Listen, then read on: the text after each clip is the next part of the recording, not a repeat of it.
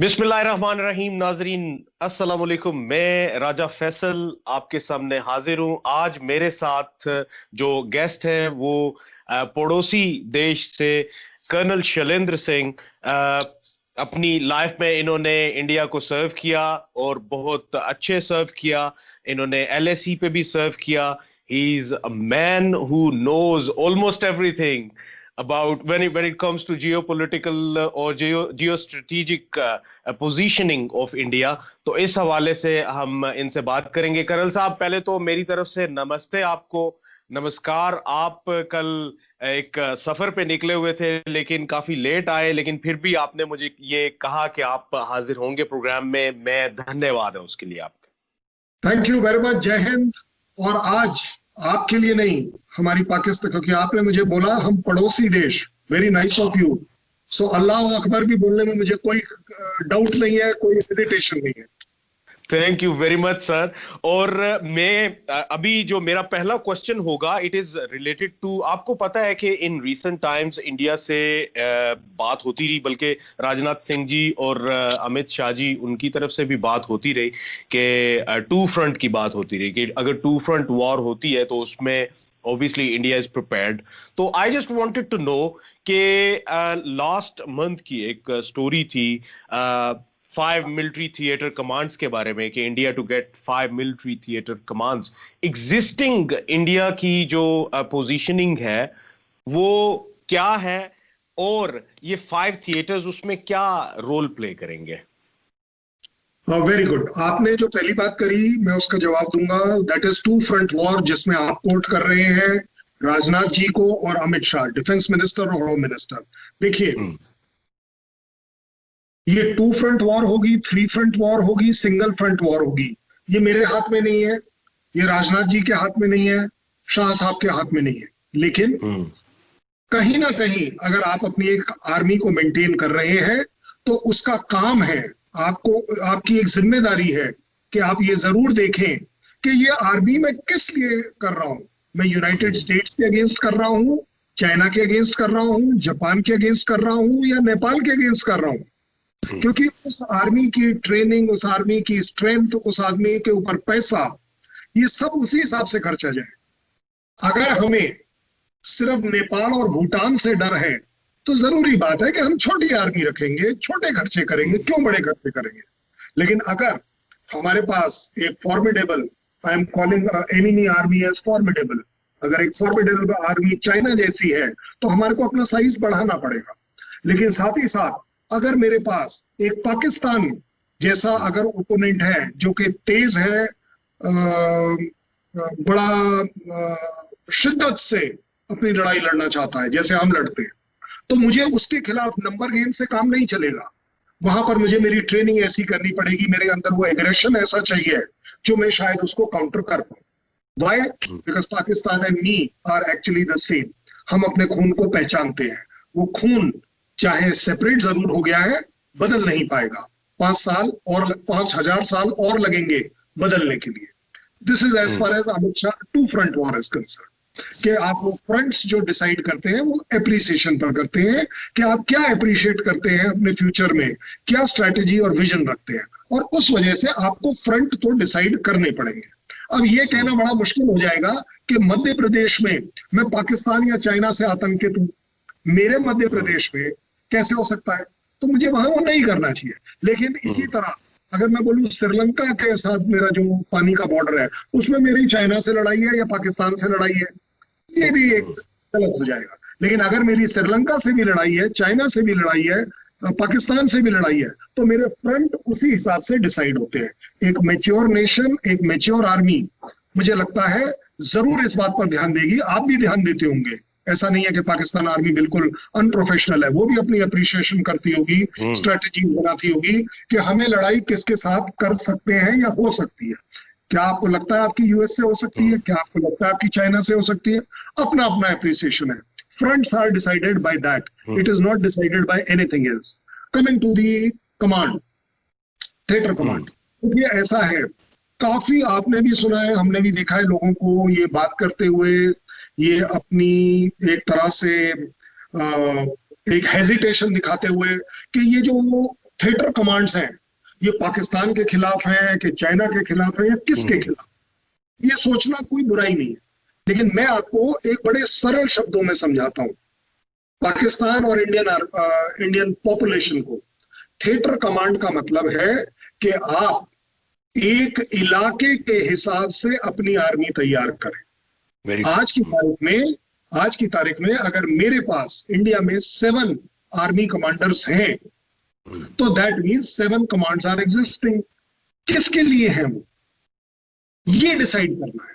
इसी तरह अगर मेरे पास एयरफोर्स और नेवी की अलग से कमांड है, तो अगर मैं 11-12 कमांड हेडक्वार्टर्स और उससे रिलेटेड स्टाफ बिठा के उनको एक तरह से बैठी हुई हैं, तो वो किस लिए बैठी है। एक एग्जांपल ले लेते हैं कि हमें नॉर्दर्न बॉर्डर पर लड़ना है, तो नॉर्दर्न बॉर्डर पर एयरफोर्स, आर्मी और नेवी की कितनी जरूरत है, ये हमें डिसाइड करना पड़ेगा।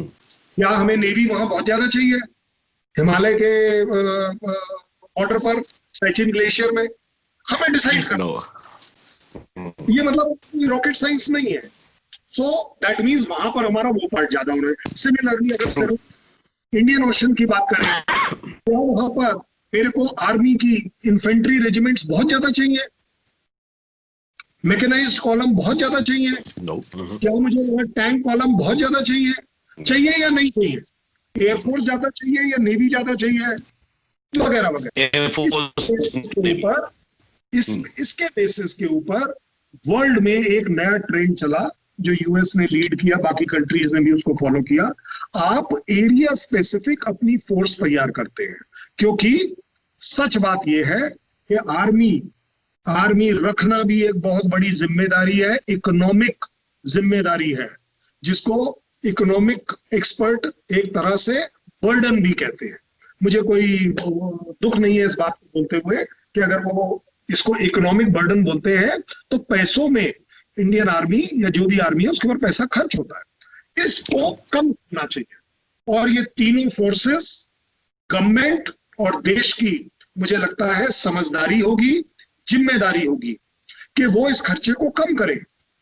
आपको एग्जांपल देता हूं, आर्मी के लिए जो सप्लाईज चलते हैं उसको आर्मी वाले ही सप्लाई करते हैं, एयरफोर्स वाले को जो सप्लाई है वो एयरफोर्स वाले करते हैं, नेवी वाले की जितनी सप्लाईज है वो नेवी वाले करते हैं। हम क्या कर रहे हैं, जो वर्ल्ड का ट्रेंड है और अच्छा ट्रेंड है, कि आप एक थिएटर कमांड, एक इलाके की कमांड बनाइए, उसमें ये इस तरह की जो सारी सप्लाई सोर्सेज आपके पास है उसको सेंट्रलाइज कर, क्योंकि उसको एक पर्टिकुलर टाइप की सप्लाई चाहिए।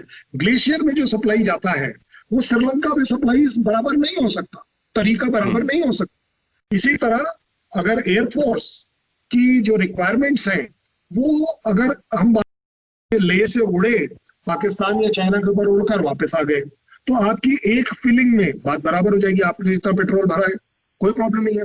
लेकिन अगर यही काम मुझे साउथ में इंडियन ओशन में करना है, तो जनाब मेरे को रिफ्यूलिंग की जरूरत पड़े, कुछ नहीं सर यहाँ पे मेरा एक क्वेश्चन फिर बनता है sir is it should I perceive के जो ऑर्डिनेंस है वो फिर चीफ ऑफ आर्मी स्टाफ की कमांड में से निकल के वो सीडीएस की कमांड में चली जाएगी?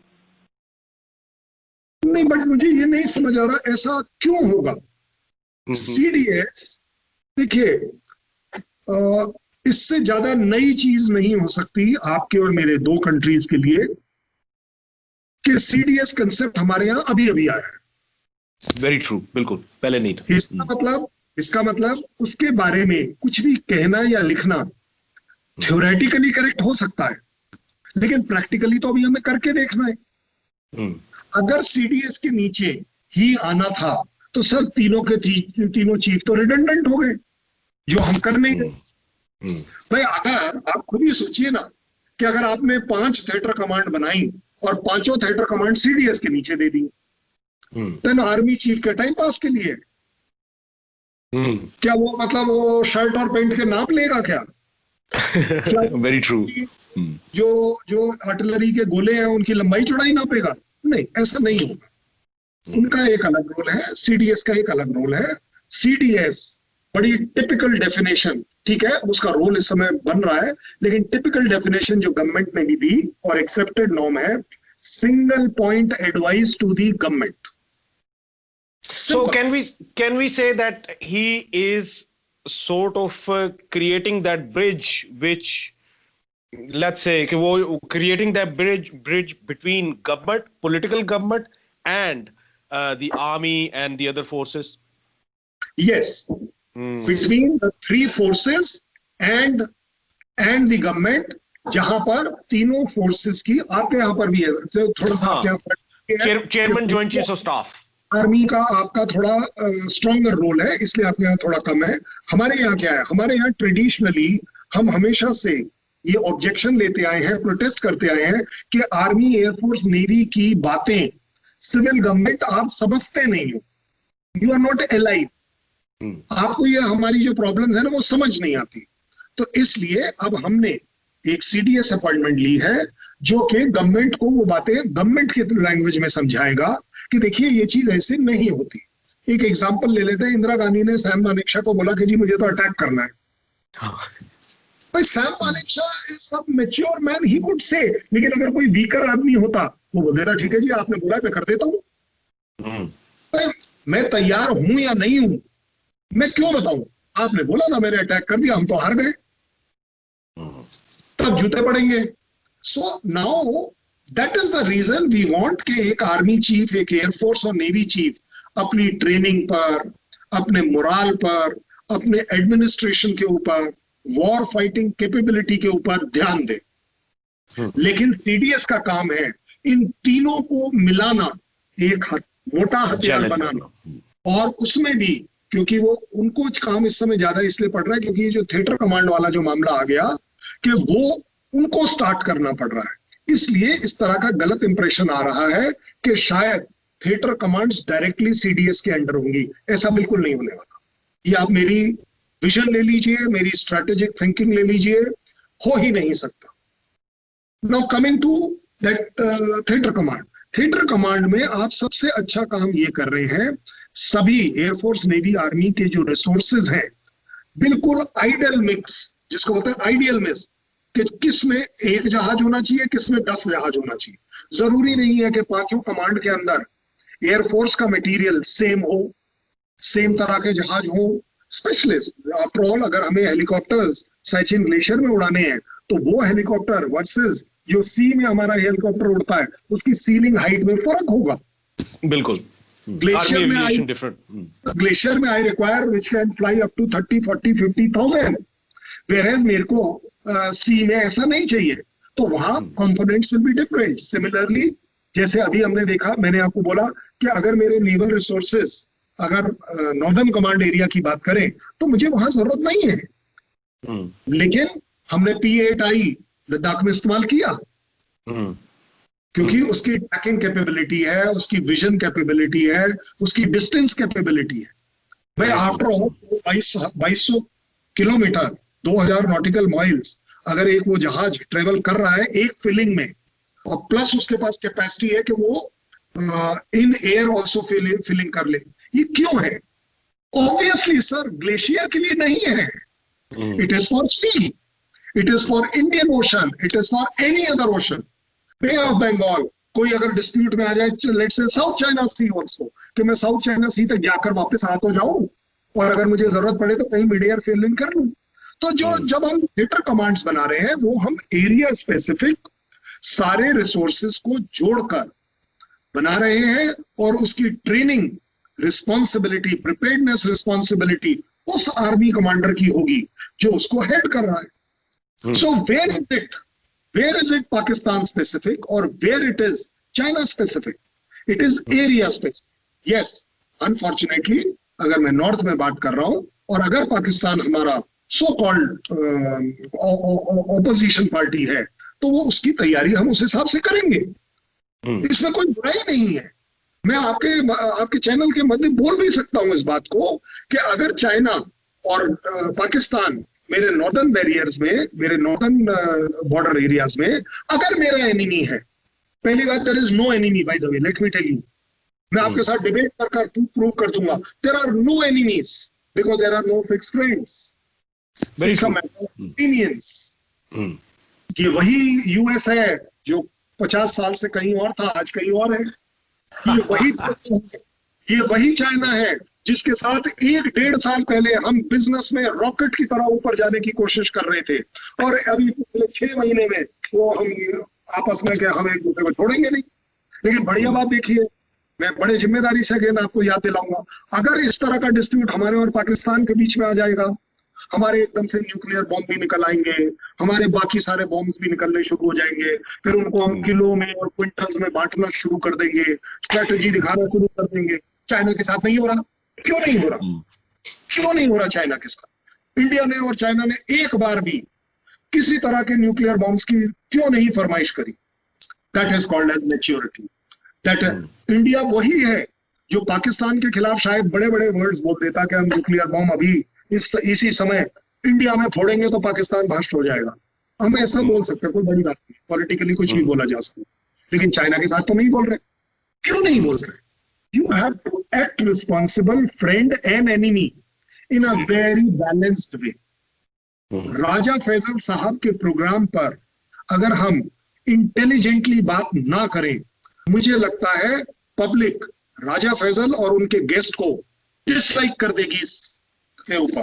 क्या आप That's लोग very बेकार true, की सर। यहाँ पे एक पहले तो मैं ये कि थैंक यू करना चाहूंगा आपका कि आपने you have highlighted me in that sense.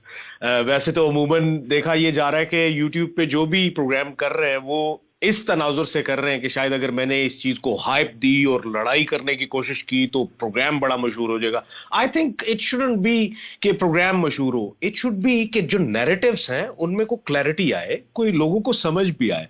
YouTube कोई सिर्फ और सिर्फ वो इंफरटेनमेंट नहीं, मतलब इसको आप इंफॉर्मेशन का जरिया भी तो समझें। कई ऐसे स्टूडेंट्स हैं जिन्होंने के अपने थीसिस देने हैं और वो इस तरह के प्रोग्राम्स देखते हैं, and I think it's really important for them students as well, जो यूनिवर्सिटी में बैठ के हमें देख रहे होते हैं।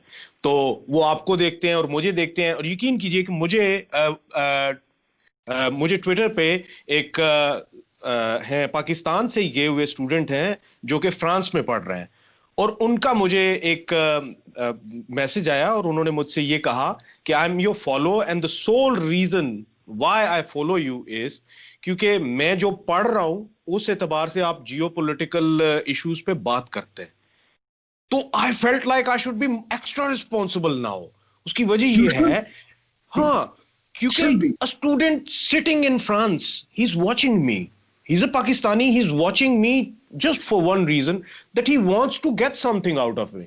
और मैं अगर इस तरह की कोई बेतुकी सी बातें करूंगा, then he would, say कि यार जिसको मैं अपना वो मेंटोर समझ रहा था, he is nothing. तो सर यहाँ पे मेरा एक ये क्वेश्चन है, पाकिस्तान का जब जिक्र आता है, वेस्टर्न फ्रंट का जब जिक्र आता है, तो मिलिट्री थिएटर्स, अब अमूमन पहले तो यही समझा जाता था ना कि एक जो नेवल थिएटर है वो तो ऑब्वियसली आपका है, और पाकिस्तान में जो वेस्टर्न थिएटर था वो शायद एक ही था पहले। अब क्या उसमें कोई तब्दीली आएगी, कोई चेंज आएगा कि नहीं? क्योंकि इस स्टोरी में मैंने ये भी पढ़ा था कि शायद पाकिस्तान में जो एलओसी एंड जो एलओसी के साथ वर्किंग बाउंड्री एंड बॉर्डर, ये सारा एक ही कमांड के नीचे आएगा, लेकिन उसके साथ एडिशनल नेवल कमांड तो फिर भी होगी। देखिए, आपका मैं पॉइंट डिस्प्रूव नहीं कर रहा, लेकिन जो मैं आप बोलूं उससे कुछ आप नतीजा बड़ा अच्छा निकाल लेंगे। Western command never amounted to only western command. Western command में पाकिस्तान के साथ मेरा क्या क्या है, मैं आपको एक एग्जांपल देता हूं। Western command is concern with borders with Pakistan and Punjab, इसमें कोई डाउट नहीं है। Northern command is also equally committed with borders with Pakistan. तो 2 कमांड कर दी मैंने आपको। एक चलो सर, मैंने अभी जो हमारे पास नई निकली है कमांड, वो आपके पूरा राजस्थान वाले को भी देख रहा है।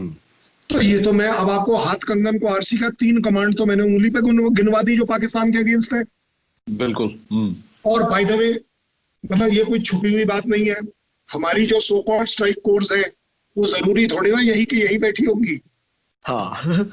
देखिए, जो जो कमांड्स है ना, मैंने आपको 3 जो स्ट्राइक कोर्स हैं, लेकिन अब पूरे वर्ल्ड में, इवन मुझे लगता है पाकिस्तान में, और अगर पाकिस्तान नहीं कर रहा होगा ऐसा एक प्रोफेशनल आर्मी छोड़ेगी नहीं। अगर मैं प्रोफेशनल हूं, all armies are professional. Professional armies ने एक ये नया कंसेप्ट काफी समय पहले चला दिया, अभी नहीं चलाया है, बहुत पहले। All holding formations are also offensive formation. आज की तारीख में कोई भी आदमी इंडिया, आप अगर बोले कि मैं दिल्ली में पोस्टेड हूं तो आज के बाद मैं क्या गन चलाना भूल जाऊंगा? नहीं सर। इससे काम है एज अ आर्मी फौजी कि मुझे गन चलानी आनी चाहिए। So what I M effectively saying is कि आप जब इसको बोलेंगे ना कि सारा वेस्टर्न कमांड, तो सर वेस्टर्न कमांड थिएटर में मैंने आपको भी गिना दी, 3 तो मेरी है।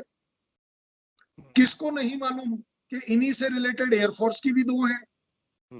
अगर मैं नाम ना भी लूं तो भी है, आपको भी पता है, मुझे भी पता है, कोई सीक्रेट नहीं है। क्यों? क्योंकि उनके एड्रेस में there is a civil address, care of 56 और 99 एपीओ नहीं है कि चलिए जी पता नहीं कहाँ होगी। So effectively what I am trying to take you is कि देखिए ये जो कमांड वाला जो बिजनेस है, ये ज्यादा आपकी चीजों को इकोनोमाइज करने के लिए है। पहली बात, आपके रिसोर्सेस को ऑप्टिमम यूटिलाइजेशन पर लाने के लिए है। आपकी तीनों आर्मीज को, that is army, air force, navy की सिनर्जाइजेशन के लिए है।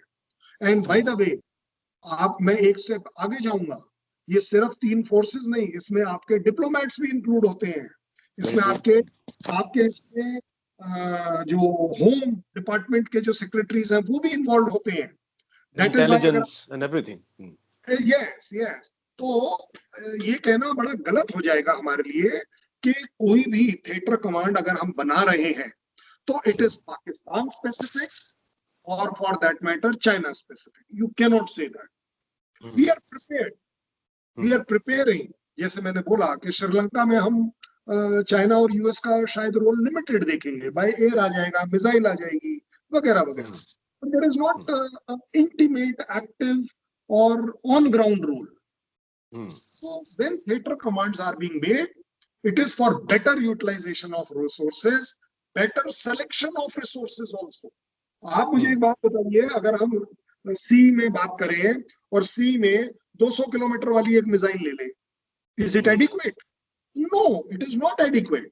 It requires much bigger ranges. Whereas आपके लिए अगर मैं एक, मेरी मिसाइल रेजिमेंट ले में लगाकर ग्लेशियर में अटैक करूं उससे 2 मिनट के लिए, सर दूरी कितनी है? What distance are we looking at? It will be wrong utilization of that weapon. ये एक बड़ा ओपन सीक्रेट है कि you will always select weapons, manpower, equipment and all your resources in such a way कि एक तो वो बर्बाद ना हो, फालतू ना आए, इंडेक्स ज्यादा ना हो। दूसरा, ऑप्टिमम यूटिलाइजेशन, सिनर्जाइजेशन। जहां पर मुझे मालूम है कि एयरफोर्स, देखिए ये तो आपको भी याद होगा, पुराने जमाने में एयरफोर्स कहाँ इस्तेमाल होती थी? डीप इनसाइड वाले टारगेट्स में होती थी। फ्रंट टारगेट्स के ऊपर you are going to misuse it. Artillery use करते हैं। करेक्ट, आप आर्टिलरी यूज करें, कुछ भी यूज करें, वो एक अलग बात है, लेकिन मैं आई एम जस्ट सेइंग, लेकिन आजकल क्लोज सपोर्ट में आपकी एयरफोर्स भी आ गई है ओवर अ अब तो पीरियड ऑफ। ड्रोन्स आ गए सर। वही बोल रहा हूँ ना। अब कोई पता नहीं सर, यहाँ पे मेरे सिर्फ 2 सवाल रह गए। मैंने अभी जहन में वो 2 सवाल बना लिए। ये जो सेकंड लास्ट क्वेश्चन है ये मैं अब आपसे करूंगा और फिर लास्ट क्वेश्चन होगा मेरा। सेकंड लास्ट क्वेश्चन ये है कि जैसा कि आपको पता है कि India is busy because it's an ally of US and अब ये है कि साउथ चाइना सी में सक्सेसफुली अमेरिका ने इंडिया को अपना एलाय बना लिया है। तो क्या ये उस तनाजुर में भी थिएटर कमांड्स जो हैं उनको बढ़ाने का आपने, आपकी तरफ से ये कोई फैसला आया होगा? और इसमें क्या सिर्फ एक ही चाइना के खिलाफ थिएटर कमांड होगी या फिर डिफरेंट मल्टीपल थिएटर्स जो हैं वो चाइना के खिलाफ होंगे? जैसा कि आपको पता है कि गलवान भी है और सब कुछ है, और एक तो वो थिएटर हो गया, लेकिन when it comes to seas, South China seas, उसमें ऑब्वियसली चाइना के अब इकोनॉमिक जो गोल्स हैं वो भी सबसे किसी से ढके छुपे नहीं है। सीपैक जो है उसमें फिर गवादर की इंपॉर्टेंस, फिर जितना भी वो पहले चक्कर काट के आता था चाइना, अब वो इधर से जाया करेगा और मल्टीपल रूट्स होंगे उसके, ऑब्वियसली उसको भी अब देखना पड़ेगा। और इसमें व्हेन वी से कि जो साउथ चाइना सी में जो थिएटर होगा उसमें ऑब्वियसली इंडिया की एयरफोर्स और इंडिया की जो नेवल फोर्सेस हैं वो संभालेंगी उस थिएटर को।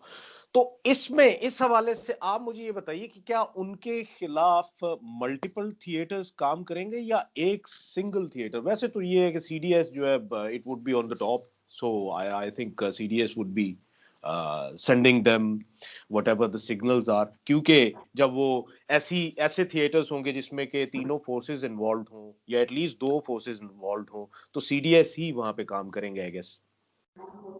देखिए, पहले मैं आपका वो एलआई वाला सवाल लेता हूं। आपको कैसे लगा कि India is a ally of US? Just because, just because क्योंकि यूएस अपने आप को इतना बड़ा दादागिरी वाला दादाजी समझता है कि अगर वो भी किसी के पास जाता है तो समझा ये जाता है कि वो उसका एलआई बन गया। हाँ। भाई अगर बड़ी बिल्कुल बिल्कुल बारीकी से देखिए, आज से 50 साल तक वो पाकिस्तान को अपना एलआई बना के बता रहा था, बिल्कुल। क्योंकि पाकिस्तान को भी लगता था कि यार बड़ी पावर है, इसी बड़े वाले पेड़ के साथ चिपकने में फायदा ये रहता है कि छोटे मोटे हवा के झोंकों में मैं बहूंगा नहीं, मैं बच जाऊंगा, क्योंकि इस पेड़ की पकड़ इतनी अच्छी है जमीन। That is why US is a powerhouse. That is why probably China is becoming a powerhouse. The USSR earlier was a powerhouse. जहां तक एलआई वाली बात है, sir, I think the world is, even Pakistan for that matter, should, the world is going towards a trend, please become or be a ally or make somebody your ally suiting your convenience, suiting your objectives, suiting your strategy today. क्योंकि अगर आज से 50 साल आगे देखना है, then Pakistan should have continued to be an ally of US. ऐसा नहीं है, मैं ये नहीं कहूंगा कि पाकिस्तान यूएस से भीख मांग रहा है कि भैया मुझे अपना एलआई बना लो, नहीं, ऐसा नहीं है। Pakistan is also prepared to say now कि ठीक है भाई, you don't suit us, we don't suit you, okay fine, now China suits us because we require somebody. जब मेरे पास अपने हथियार, मेरे पास अपना पैसा थोड़ा कम है, तो क्या ये समझदारी नहीं है कि आप एक उस ग्रुप में चले जाएं जो पहले से ही स्ट्रांग है, इकोनॉमिकली स्ट्रांग है? आपको क्या लग रहा है, India is not asking for FDI, foreign direct investment कौन नहीं मांग रहा? तो क्या मैं ये कहूंगा कि जिससे भी हम मांग रहे हैं we are begging? No sir, nobody is begging in this world order, nobody begs, you are attracting, ये अब डिप्लोमेटिक वर्ड्स आ गए, you are giving more options. What is that bloody option?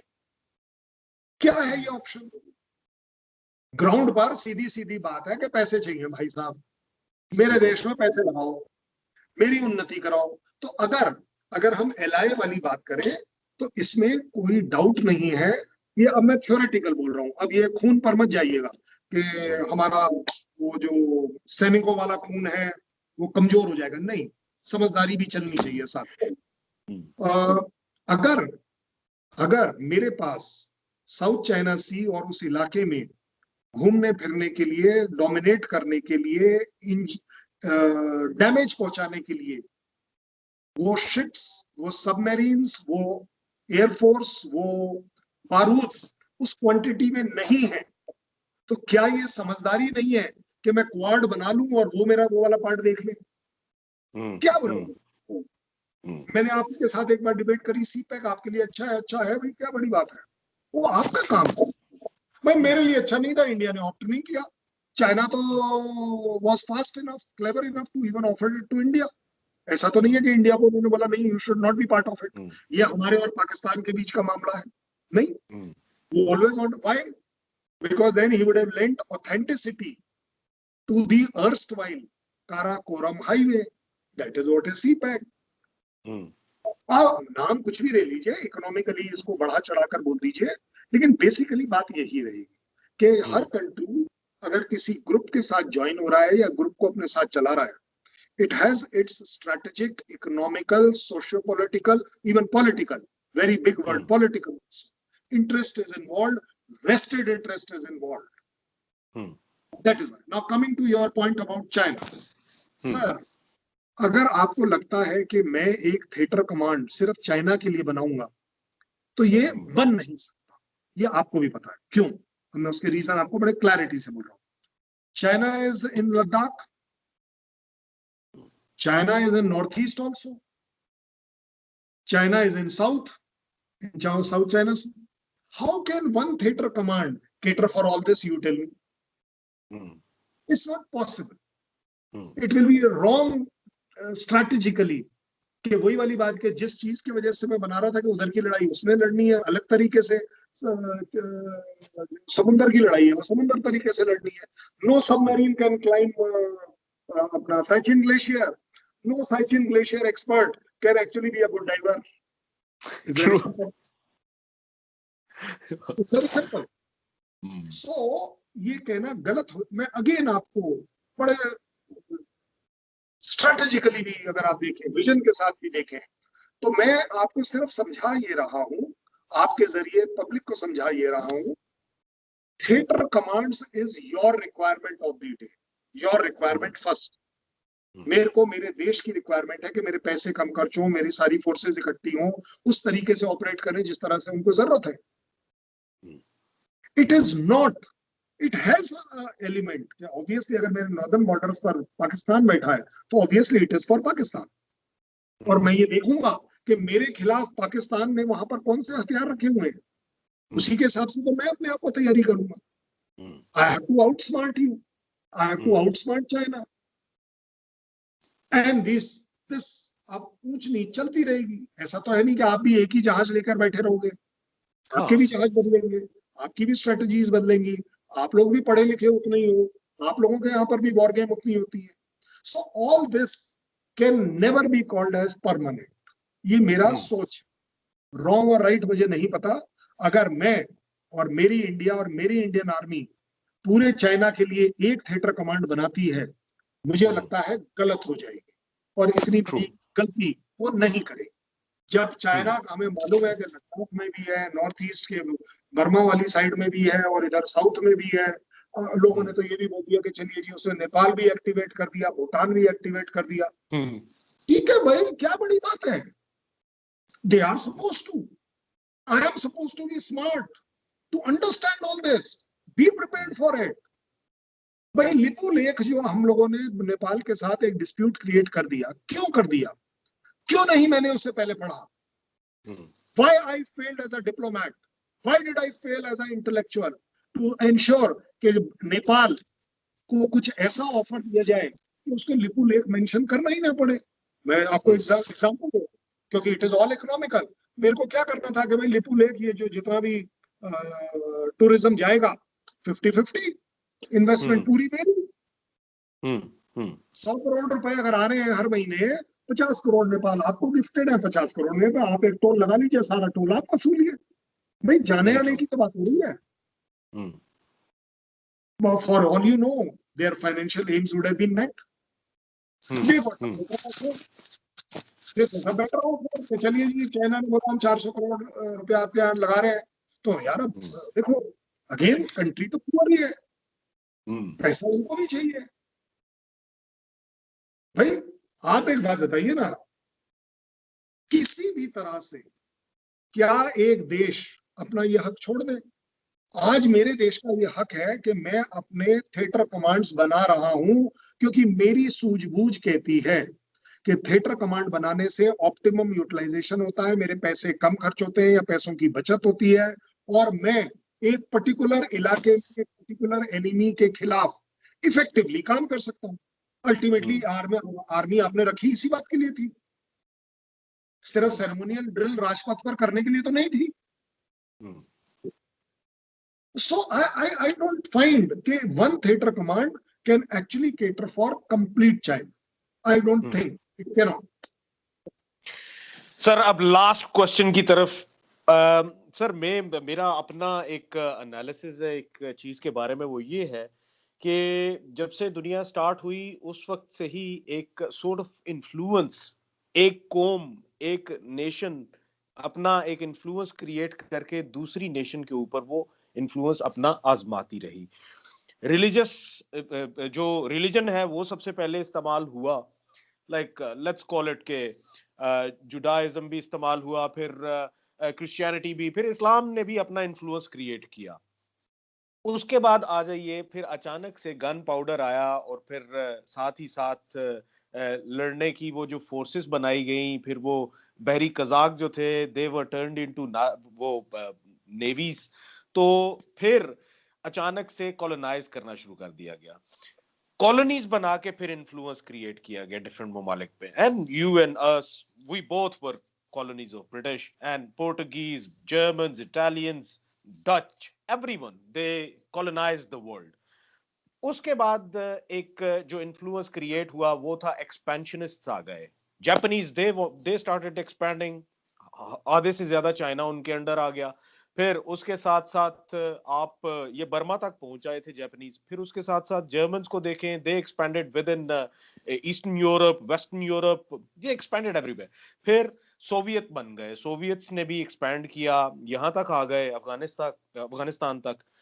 तो ये जब एटम बम गिरा Hiroshima Nagasaki पे, तो उसके बाद ये जो एक्सपेंशनिस्ट्स हैं इनका इन्फ्लुएंस तो खत्म हो गया, क्योंकि जर्मन चले गए और उसके बाद कोल्ड वॉर में सोवियट्स ने अपने आप को बड़ा लड़ाई की कि हम शायद सरवाइव कर जाएंगे, लेकिन नहीं हुए।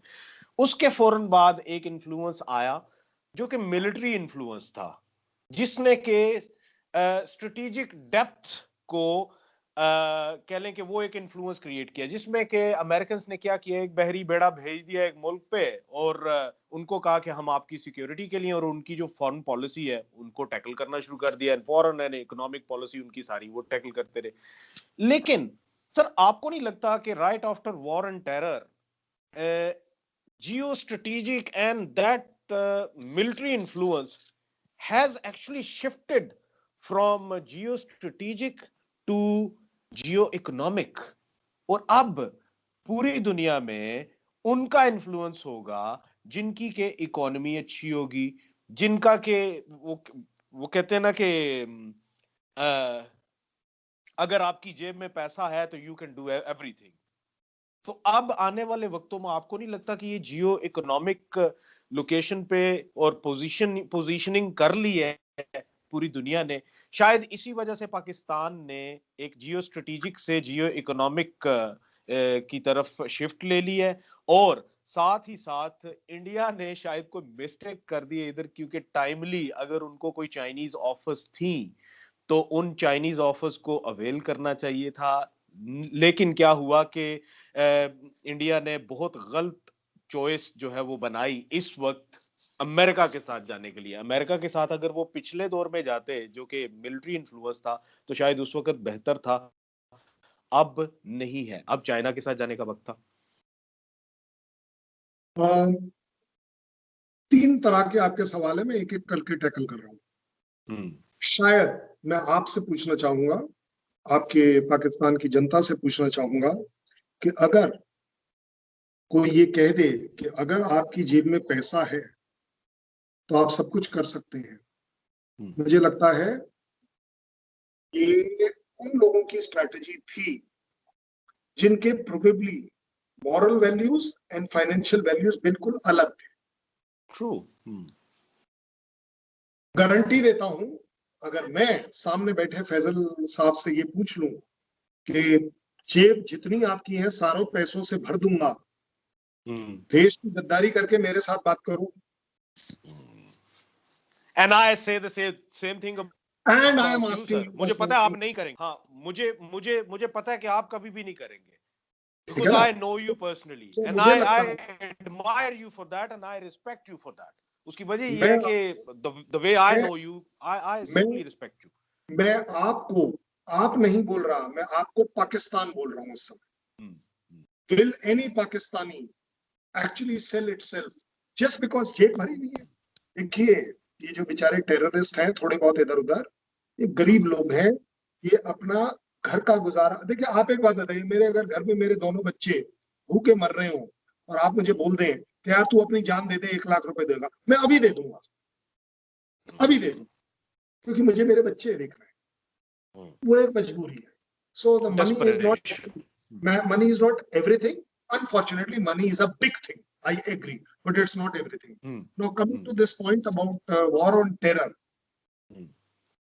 and whether it should be treated as the world should be treated as geostrategically or geo-economically. चाहे ट्रेडिशनली कितनी दूर चले जाइए, आप देखेंगे हर वो कंट्री जो समझदार था उसने अपने सारे जियो इकोनॉमिकल इंटरेस्ट पूरे किए, छुपाकर आड़ में क्या लगाया, जियो स्ट्रेटेजी. ट्रू भाई, आपका और मेरा देश जब हिंदुस्तान एक था तो ब्रिटिशर आया था ट्रेड करने, और सोने की चिड़िया उसने क्या क्या चला दिया वो आपको बहुत देर हो गई पता करते करते. You lost out, they stood to. उसके बाद क्या हो गया कि जी हम तो इंडिया को मैनेज इसलिए कर रहे हैं क्योंकि इंडिया अपने आप को मैनेज नहीं कर पाएगा.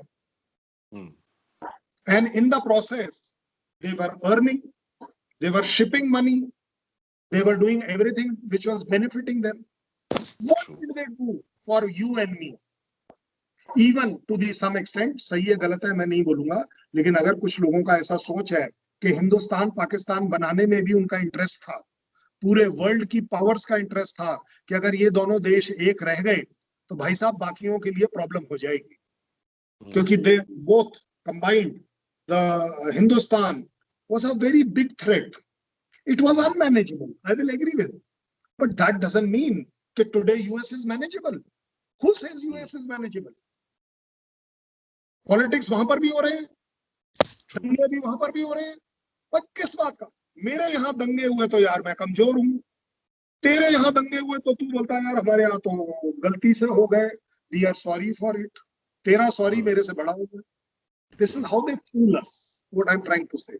And if intelligent people like Raja Faisal can convey to his public, and we can start that drill कि नहीं हम बेवकूफ नहीं बनेंगे, बन लिए, we will be alert if somebody outsmarts. Now coming to that last point कि China offer versus America offer, देखिए मैंने अभी अभी आपको थोड़ी देर पहले कहा और मैं बड़े हक से कह रहा हूं, बड़े फक्र से कह रहा हूं, every country has a right to decision. Wrong or right? आप एक बात बताइए, बीच में हमारे यहाँ चल पड़ा था कि जी शायद नेहरू जी ने कुछ गलत किया या सही किया, कुछ पॉलिटिकल बातें चल पड़ी, कुछ लोगों ने आउट लगा दिया इवन गांधी जी पर. No, will that amount to कि गांधी जी will stop being the father of the nation? Will he be called as a traitor of the nation? No. This is the price we pay for democracy. कि यार democratic setup में अगर किसी को लगता है कि गांधी जी ने एक कदम पहले लेफ्ट वाला आगे लिया या राइट वाला आगे लिया, वो गलत था, वो भाई तेरा परसेप्शन है. 130 करोड़ लोगों में मेजोरिटी का परसेप्शन है he was the father of my nation, he did everything good for my nation. Similar is for so called Chacha Nehru. Will he stop being Chacha Nehru? Will he become terror Nehru? No. But this is how politics is all about. This is how public is all about. Now coming to that specific point कि हम America के साथ जाएं या China के साथ जाएं, हमारी कोशिश रही, शायद ऐसा दिख रहा होगा आपको पिछले 2, 3, 4, 5 साल में, कि हमारे दोनों हाथ में लड्डू होने चाहिए. हमारे दोनों हाथों में लड्डू होना चाहिए, एक यूएस वाला भी, सो कॉल्ड वर्ल्ड की पावर वाला भी, टेक्नोलॉजी के ट्रांसफर वाला भी, और एक बिजनेस इकोनॉमी चाइना वाला भी. And that's how India has been throughout, multipolar. Yeah. So we thought कि ये दोनों लड्डू हाथ में ही नहीं होंगे, हम इन्हें खा भी लेंगे. वो खाते में तकलीफ हो गई क्योंकि दोनों लड्डू इकट्ठे नहीं जा रहे थे, because they both don't pull well. एक मुझे सजेस्ट करता है इसके खिलाफ जा, वो सजेस्ट करता है उसके खिलाफ जा. Now that is where country's majority population decision by virtue of government ये बीच में आ जाती है कि गवर्नमेंट एक वैसा डिसीजन लेती है जो उसको लगता है कि पब्लिक चाह रही है. पब्लिक चाहती है कि इकोनॉमिकली ग्रो करें तो हम चाइना से एनिमिटी नहीं ले सकते. पब्लिक चाहती है कि हमारे यहाँ चीजें बने, हमारे यहाँ टेक्नोलॉजी ट्रांसफर हो, स्टेट ऑफ आर्ट, हम यूएस को अलग नहीं कर सकते. And that is the price you पे, कि आप दोनों को खुश रखते हैं, दोनों के साथ डिप्लोमेटिक संबंध अच्छे रखते हैं, स्ट्रैटेजिक विजन सेट करते हैं, उसमें ऊंच नीच आ गई। आप एक बात बताइए ना, अगर अगर चाइना इज राइट कि उसने जो भी जगह जो हमारे साथ इस समय उसकी प्रॉब्लम चल रही है, अगर वो अपने आप को उसमें सही समझता है, why is it not stopping trade with India? Why? चलो इंडिया की आपने कह दिया, कई लोग कह भी देते हैं मजबूरी आ गई कि शायद चाइना का साइज बड़ा है। तो भाई साहब, चाइना का अगर बड़ा है, चाइना के पास जहाज ज्यादा है, चाइना के पास पनडुब्बी ज्यादा है, चाइना के पास सब कुछ ज्यादा है, अगर ज्यादा है, वो कहता है कि मेरे, वही वाली बात, हमारे आपके बीच का कंपैरिजन जो हो जाता है, वो कहता है मेरे पास इतने केजी वाले न्यूक्लियर बॉम्ब है, हमारे हम तो कहते हैं जी हमारे पास छोटे वाले न्यूक्लियर बॉम्ब है। भाई साहब, आप इस्तेमाल करो ना भाई। लेकिन वो भी तो नहीं, वो वाई, बिकॉज उसे भी मालूम है कि ट्रेड, वो जो आपने जियो इकोनॉमिक, ट्रेडिशनली पुराने से पुराने राजा महाराजाओं का टाइम ले लीजिए आप तो राजा खानदान के हैं भाई, आपसे ज्यादा अच्छा कौन जानेगा कि राजा महाराजाओं के टाइम में भी economic concern was always playing in the mind of wazir and the raja, and raja was forced to take action as per the advice of that so called वो राज पुरोहित, और वो जो होते थे जो रिलीजियस गुरुज होते थे, क्योंकि वो चाणक्य जैसे लोग साथ में ये भी बताते थे कि सर, इससे अगर हम लड़ाई करेंगे तो हमारे भी इतने सैनिक मर सकते हैं, हमारी भी इतनी प्रॉब्लम हो सकती है, लेकिन इसकी बेटी से शादी कर लेंगे, कहानी खत्म है। Very true. Why? Economic interest, economic interest, very simple. And somewhere down the line, military interest and economic interest, they merged. Always every time, because आप आज एक बात बता दीजिए, चलिए मैं बोलता हूँ, चाइना बोलता है ना कि जी पाकिस्तान के साथ हमारे अच्छे रिलेशन होने चाहिए, जितनी पाकिस्तान की इकोनॉमी है उसका 10 टाइम्स पैसा दे दे भाई, अगर इतना दरिया दिल है ना तो दे दे। सी पैक में जितनी गाड़ियां मूव करें वो सिर्फ नोटों से भरी हो, गोल्ड से भरी हो, जो पाकिस्तान की तरफ जाए।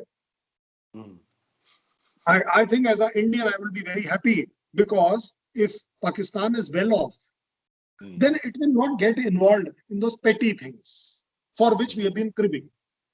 और वो blame game चलता रहेगा, लेकिन to have a prosperous nation is an asset. It's a definite asset. And we were thinking कि ये asset हमारे पास चाइना में है, जिसके साथ हम ट्रेड करते चले जा रहे हैं, बढ़ाते चले जा रहे हैं, सपोर्ट करते चले जा रहे हैं। पहली बार हुआ कि एक चाइनीज प्रेसिडेंट इंडिया आया विद नो मिशन। वो कैसे हो सकता है कि जी मैं तो यारी दोस्ती में आया हूं, मैं तो सो कॉल्ड प्राइवेट विजिट पर आया हूं। What is private? ट्रंप अगर आज की तारीख में रात को सो रहा है, then also he is obliged, duty bound to take a sapna for the betterment of US. I think so in the case with उस समय मुझे लगता है प्रेसिडेंट चाइना को भी यही लगता होगा कि चलिए इंडिया को खुश रखो सो दैट हमारा ट्रेड बढ़े। इंडिया देख रहा था कि यार हम भी इन्हीं की तरह ट्रेड बढ़कर एक ट्रेड पावर बने, क्योंकि अगर आप एशियन जाइंट बनना चाहते हैं तो इकोनॉमी भी तो आपको ऊपर आना। ट्रू। और अगर आज आप बता दीजिए, अगर हम एक्चुअली हर महीने 500 करोड़ रुपया नेपाल को दे दें, आपको लगता है नेपाल किसी चाइनीज को अंदर आने देगा? No. सवाल ही कोई नहीं। ये जो दिल से वाली बात है वो सिर्फ हम में और पाकिस्तान में। मैं अगर कल पाकिस्तान 500 करोड़ रुपया महीना भी दे दूंगा ना, और मैं ये बोल दूं कि you toe my line, you know what will be the reply from Pakistan? Sir मैं आपको 1000 करोड़ रुपया दे रहा हूं, आप आओगे? We are high on that character. कि तू मुझे क्या खरीदेगा, मैं तुझे It's in our blood. ये हमारे खून में। और हम नहीं मानेंगे। मैं बड़े क्लैरिटी से बोल रहा हूँ। जो आपने वो फ्रेंच बच्चे का जो आपने एक इंसिडेंस बताया, it is because of what? End of the day, Raja Faisal and Colonel Shailendra Singh can debate to prove each other wrong, and prove your own stand right, because debate is all about that, unfortunately. And that is why मैं हमेशा आप लोगों के channels पर request करता हूँ, मैं आपके साथ डिबेट करने नहीं आया हूँ, क्योंकि अगर डिबेट करनी है कि पाकिस्तान मुझे कितना हेट करता है और मैं आपको कितना हेट करता हूँ, तो यार उसमें डिबेट क्या है? ये तो एक्नॉलेज फैक्ट है। सर मैं आपको आज मैं एक कन्फेशन कर दूं सबके सामने, लेकिन आपके सामने सबसे पहले, वो ये है कि मैंने जिंदगी में सिर्फ एक दफा डिबेटिंग कॉन्टेस्ट में हिस्सा लिया और मैं थर्ड आया, और यकीन जानिए उसमें बंदे ही 3 थे। क्या बात। तो एंड उसका जो उन्वान था वो ये था कि रेडी अच्छी या डिग्री। तो मैं उसमें ये डिफेंड कर रहा था कि रेडी अच्छी है, कारोबार बनाओ, डिग्रियां लेके तो नौकरी नहीं मिलेगी, ठीक है। तो मैं उसमें ये करता रहा, लेकिन मैं थर्ड आया और 3 ही लोग थे, यानी कि मैं हार गया। सर, आप जिंदगी की रेस जीतेंगे, आप जिंदगी की रेस जीतेंगे। ये आपके यहाँ मेरे यहाँ बहुत पुरानी सेइंग है कि अगर मकान खरीदना है या दुकान, तो दुकान खरीदो पहले, मकान उससे कई आ जाएंगे। अगर आपने मकान खरीद लिया तो सिर्फ मकान ही रह जाएगा, उसको मेंटेन करने का खर्चा तक नहीं मिलेगा। वो रेडी जो है वो दुकान है sir. That is what is prosperity of the nation.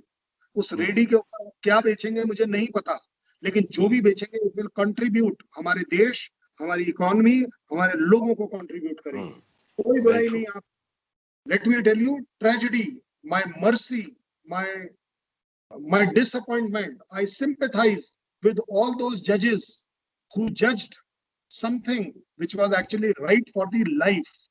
आपको आपने कितना बढ़िया तरीके से बोला कि मैं थर्ड आया, लेकिन उसमें पार्टिसिपेंट ही 3 थे। क्या I can only tell you one thing, आप जैसे लोग हैं, आपके थ्रू जो आपके प्रोग्राम्स देखने वाले, इंडिया में भी बहुत ज्यादा लोग आपके प्रोग्राम्स देख रहे हैं, they have subscribed to it। वो मुझे भेजते हैं, आपके भेजने से पहले वो मुझे प्रोग्राम भेज देते हैं कि सर ये अभी पता है। मैं कहा तुम्हें कैसे पता? बोले सर मैं तो उनके फैन क्लब में उनका वो परमानेंट सब्सक्राइब किया हुआ है।